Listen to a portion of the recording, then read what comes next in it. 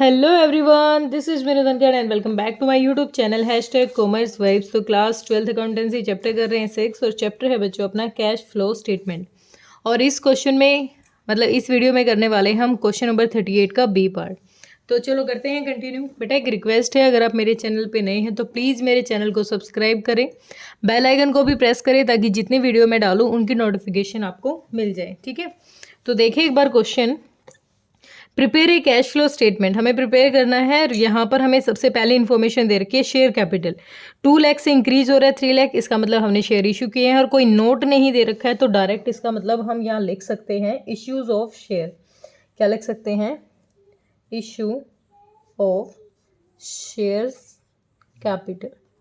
कितना अमाउंट? 1 लाख से इंक्रीज कर रहा है तो अपने पास इसका मतलब 1 लाख आ गए हैं।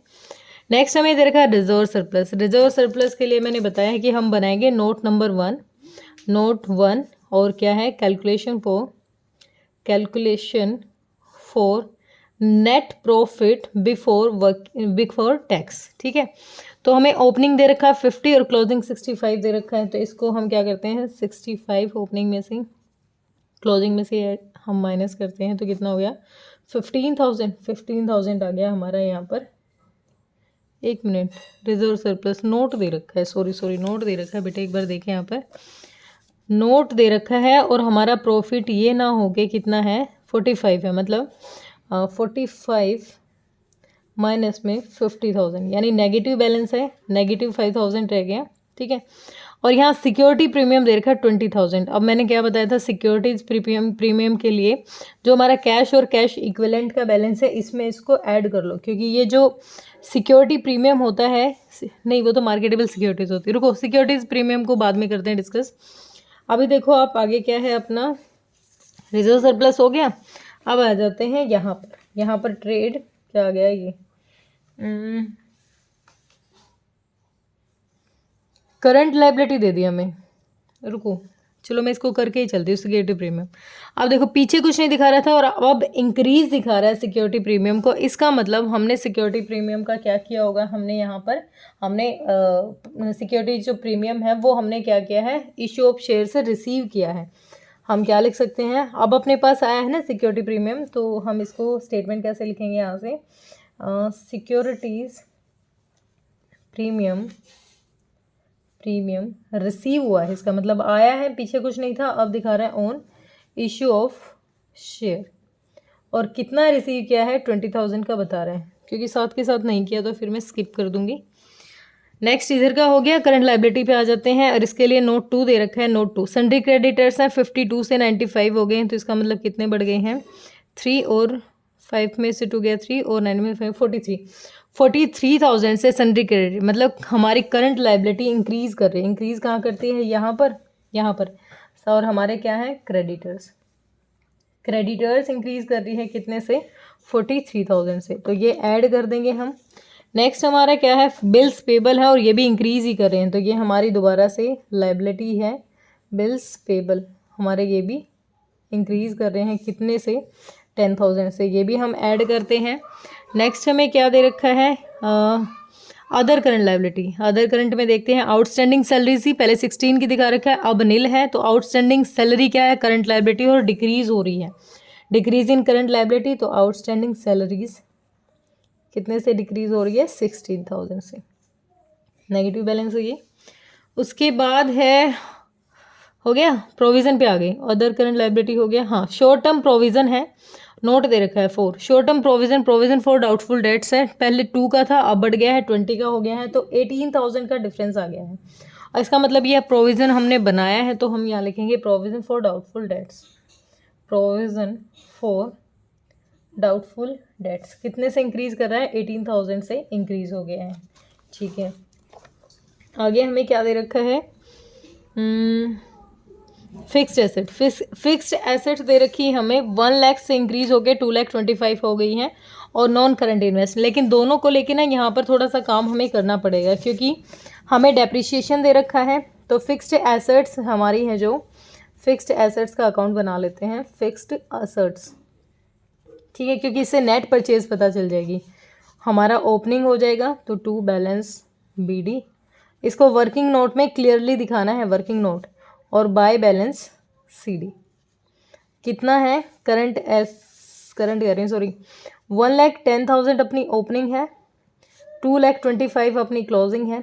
अब उसके बाद डेप्रिसिएशन दे दिया क्वेश्चन ने, डेप्रिसिएशन प्रोवाइड किया 35,000 का ड्यूरिंग द ईयर है। तो वैसे तो ड्यूरिंग द ईयर का हमारा जो 35,000 का सिर्फ यहाँ होना चाहिए, डेप्रिसिएशन हमारा सिर्फ यहाँ होना चाहिए डेप्रिसिएशन, ठीक है। कितना ड्यूरिंग द ईयर कितना कह रहा है, 35,000।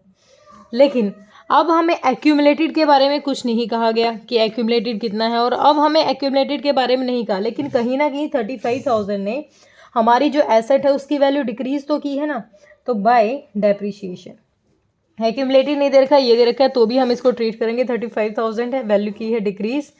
तो इधर टोटल हो गया 2,550 2,50,000 आ गया इधर, बहुत साइड टोटल करेंगे 2,50,000, और बैलेंसिंग क्या आ जाएगी हमारी, परचेजेस आ जाएगी, 2 परचेजेस, और ये बैलेंसिंग फिगर करके निकाला है। तो 250 में से 110 गया, 1 मिनट, 5 5 10 60 आ जाएगा, 260 है ये, 260 तो गया, तो कितना आ गया 150 क्या आ गया, हमारी नेट परचेजेस आ गई। नेट परचेजेस कहाँ दिखाते हैं, देखो डेप्रिसिएशन तो हमने सेट कर दिया यहाँ पर, ठीक है, और ये जो परचेज ओपनिंग और क्लोजिंग का कोई रोल नहीं होता, परचेजेस कहाँ जाती हैं, कैश ऑपरेटिंग नहीं, गलत लिख रखा है, इन्वेस्टिंग एक्टिविटीज़, क्या आएगा यहाँ पर, हमारे परचेजेस हैं, तो परचेजेस ऑफ फिक्स्ड एसेट्स कितनी परचेजेस अपनी 1,50,000 की, तो हमारे पास से पैसा गया होगा अगर हमने परचेज की है तो। नेक्स्ट इसी में एक बार काम करें, इसमें हमें दे रखा है क्या, नॉन करंट इन्वेस्टमेंट, सेम इसका भी ओपनिंग और क्लोजिंग दे रखा है हमें, तो to balance PD non current investment account balance BD हमें कितना दे रखा है 60,000, और बाय बैलेंस CD हमें क्लोजिंग कितना दे रखा है 55,000 का, ठीक है, हमें ये दोनों चीज़ें दे रखी है। अब इसके बारे में थोड़ी सी अच्छी बात क्या कह रखी है, देखो during the year company sold किया 60% इस ओरिजिनल, मतलब हमारी जो ओरिजिनल मतलब कितनी थी हमारी 60,000 थी पहले, ओपनिंग में 60 थी, और इस 60,000 का 60% सोल्ड कर दिया कंपनी ने, तो कितना 36,000, सोल्ड कितना दिया 36, तो बाय सेल्स कितनी हो गई है 36,000, ठीक है। अब जब इसने 36,000 का सोल्ड किया तो इसमें 25% क्या किया था, इसको प्रॉफिट मिल गया, तो 36,000 का 25% प्रॉफिट और निकाल लो 25%, तो 4 जा और 4 9 जा, तो 9,000 प्रॉफिट हमारा यहाँ होता है, तो 2 प्रॉफिट, यहाँ होता है लॉस और यहाँ होता है प्रॉफिट 9,000, ठीक है। अब हमारी नेट परचेजेस निकल जाएगी, क्या निकल जाएंगी, नेट परचेजेस। अब ये जो सेल्स हुई है हम यहाँ लिख सकते हैं सेल्स ऑफ, क्या है ये, नॉन करंट इन्वेस्टमेंट्स में जो हमारी सेल्स हुई है कितने की 36,000, मतलब पैसा आया है अपने पास, ठीक है। अब बैलेंसिंग फिगर करके परचेजेस निकाल लेते हैं, तो 6 और 5 11, 5 3 8 और 9 91,000, इधर भी 91,000 में बैलेंसिंग फिगर करके निकालेंगे, तो 2 परचेजेस अपनी बैलेंसिंग फिगर करके कितना लेस करना है 69, 91 में से 69, 11 में से 2, 8 में से 6, 22,000 की क्या आ गई हमारी नॉन करंट इन्वेस्टमेंट परचेजेस आ गई, तो यहाँ पर क्या आ जाएंगी purchases of non current investment, purchase किया तो पैसा गया अपने पास से 22,000, ठीक है, यहाँ धक्का हो गया। अब नॉन करंट दोनों हो गए। इन्वेंट्री 50 थी, डिक्रीज हो रही है 26 हो गई है, तो कितने से डिक्रीज कर रही है 34 से, 50 थी 26 रह गई, तो 24 से डिक्रीज कर रही है। करंट एसेट डिक्रीज होती है तो यहाँ लिखते हैं इन्वेंट्रीज कितने से डिक्रीज कर रही है 24,000 से, ठीक है। उसके बाद ट्रेड रिसीवेबल है, ये इंक्रीज हो रहे हैं 92 से 180 हो गए हैं, तो एक बार ये कितने हो गए मैं निकाल लूँ, 92 से 180, तो 10 में से 2 गया 8, 17 8, 88,000 से क्या कर रहे हैं ये हमारे इंक्रीज हो रहे हैं, तो ट्रेड रिसीवेबल इंक्रीज होते हैं, करंट एसेट इंक्रीज हो रही है। यहाँ पर ट्रेड रिसीवेबल्स कितना 88,000 से क्या कर रही है इंक्रीज कर रही है, ठीक है। उसके बाद कैश इक्विवेलेंट का कोई होता ही नहीं पंगा, हमने ये सारी चीज़ें एडजस्ट कर ली हैं, प्रोविजन सब कुछ हो चुका है। अब आ जाते हैं क्वेश्चन पे। अच्छा नेट प्रॉफिट नहीं लिखा है, नेट प्रॉफिट कितना आया अब कोई एडजस्टमेंट नहीं दे रखी तो भाई ये नेट लॉस है, प्रॉफिट नहीं लिखेंगे और इसको ब्रैकेट में लिख देते हैं 5000। कुछ और प्रीमियम वगैरह आता तो हम इसमें ऐड कर लेते, कुछ आया ही नहीं। ठीक है, ये नेगेटिव बैलेंस है 5000 का और ये है पॉजिटिव 18 और 35। टोटल कितना हो गया 8 5 3 53,000। 53,000 आ गया। 53 में से ये नेगेटिव जाएगा तो 5 और ये 48,000 क्या आ गया हमारा यहाँ पर operating profit before working capital. इसमें 3 चीज़ें ऐड करनी है, यहाँ तक की चीज़ें ऐड करेंगे तो कितना हो जाएगा 0 0 0 4 3 7 4 2 6 और 7 77,000 हम क्या कर देंगे इसमें ऐड करेंगे तो कितना आ गया 0 0 0 7 8 5 और 7 4 11 और 12 1,25,000। और ये दोनों ही नेगेटिव हैं, ये भी नेगेटिव हैं 18 और 16 4 और 8 9 10 1,04,000। कितना लेस करना है 1,04,000 हम यहाँ लेस कर देंगे तो कितना आ जाएगा 0 0 0 1 2 21,000। क्या आ गया 21,000 और 21,000 एक मिनट 21,000 आ गया। कोई हमें वो तो दे नहीं रखा था किसी भी तरीके का 5 में से 4 गया 1 एक मिनट 8 और 7 15 11 और 12 मैंने कुछ गड़बड़ कर दी, एक मिनट रुको बेटा, थोड़ा सा क्वेश्चन स्टार्टिंग से ही गड़बड़ कर दिया। स्टार्टिंग से कहाँ, यहाँ एक प्रॉफिट आया था नॉन करंट इन्वेस्टमेंट में। अगर प्रॉफिट आता है सेल ऑफ फिक्स्ड एसेट्स तो हम यहाँ लेस भी तो करते हैं, लेस कर देंगे। क्या था गेन आएगा, गेन ऑन क्या थी नॉन करंट इन्वेस्टमेंट्स। ठीक है, कितना 9,000, ये नेगेटिव था 9,000। एक बार इसमें से 9 और लेस करोगे ना तो कितना आ जाएगा 48 था, 48 में से 9 और लेस कर दो -9,000 0 0 और 0 और 48 में से 9 गया तो आ गया 39 ना 39 आ गया। यहाँ आ गया 39। 39 में कितना ऐड करना है अब हमें 77 तो 9 और 7 6 9 और 7 6 और 9 और 7 6 तो ये ऐड ही कर रहे हैं ना। हाँ, और 7 और 3 10 7 और 3 10 और 1 11 7 और 3 11 39,000। देखो ये 48 ये 53 आ गया था लेकिन एक नेगेटिव था, ये नेगेटिव भी तो करना है, गेन हुआ था ना, ये मैंने लिखा नहीं। ये प्रॉफिट ये 9,000 का ये भी तो लिखना था, ये गेन था जो भी नॉन करंट इन्वेस्टमेंट का वो हम माइनस करते हैं। माइनस करने के बाद आया 39,000। 39,000 के बाद हमने 77 ऐड किया तो 1,16,000 आ गया। 1,16,000 में से 1,04,000 चला गया तो अमाउंट आ जाएगा आपका 12,000 आ गया, सिर्फ 12,000। और ये क्या आ गया नेट कैश